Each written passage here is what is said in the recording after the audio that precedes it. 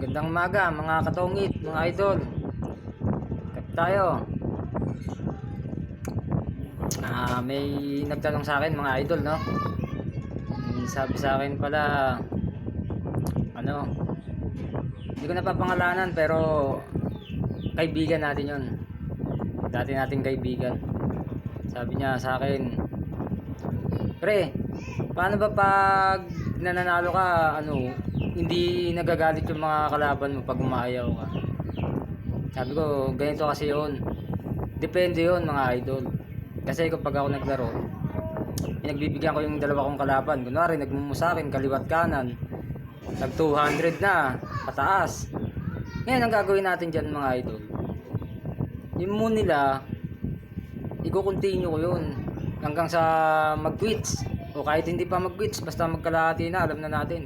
Meron na tayong dahilan para umayaw. Kasi wala na sila magagawa ron, pera na natin yun eh. Ganun po mga idol, para walang gulo.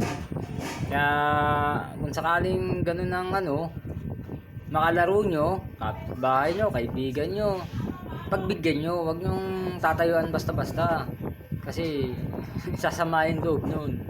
Dapat lang, laro lang. Depende yan mga idol, kung ang kalaban nyo, hindi nyo kilala, dayo lang, tinawag lang kayo. Depende pa rin yun. Pero sa akin kasi, nakasanayan ko na na pagbigyan talaga sila eh. Kaya ganun mga idol. Maraming salamat po sa inyo sa pagtitiwala nyo, sa mga followers ko dyan, sa mga viewers ko. Yun lang po. Paki-share na lang po to para maraming makalam.